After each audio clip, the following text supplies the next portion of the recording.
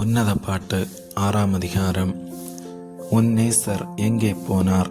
ஸ்திரீகளில் ரூபவதியே, உன் நேசர் எவ்விடம் போய்விட்டார்? உன்னோடே கூட நாங்களும் அவரை தேடுவோம். தோட்டங்களில் மேயவும் லீலி புஷ்பங்களை கொய்யவும் என் நேசர் தமது தோட்டத்துக்கும் அந்த வர்க்க பாத்திகளுக்கும் போனார். நான் என் நேசருடையவள், என் நேசர் என்னுடையவர்.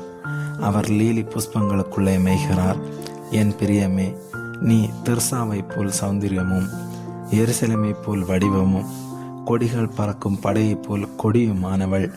உன் கண்களை என்னை விட்டு திறப்பு, அவைகள் என்னை வென்றது. உன் அழக பாரம் கிளையாத் மலையிலே தலைமையும் வெள்ளாட்டு மந்தையைப் போல் இருக்கிறது. உன் பற்கள் குளிப்பாட்டப்பட்டு கரையேறுகிறவைகளும் ஒன்றானாலும் மலடாயிராமல் இரட்டை குட்டி ஈன்றவைகளுமான ஆட்டு மந்தையைப் போல் இருக்கிறது. உன் முக்காட்டின் நடுவே உன் கன்னங்கள் வெடித்த மாதளம்பழம் போல் இருக்கிறது. ராஜஸ்திரீகள் 60 பேரும் மறுமனையாட்டிகள் 80 பேரும் உண்டு.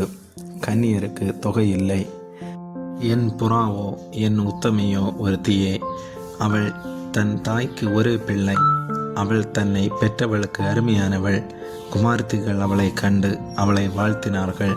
ராஜஸ்திரீகளும் மறுமனையாட்டிகளும் அவளை போற்றினார்கள். சந்திரனைப் போல் அழகும் சூரியனைப் போல் பிரகாசமும் கொடிகள் பறக்கும் படையைப் போல் கொடியுமுள்ளவளாய் அருணோதயம் போல் உதிக்கிற இவள் யார்?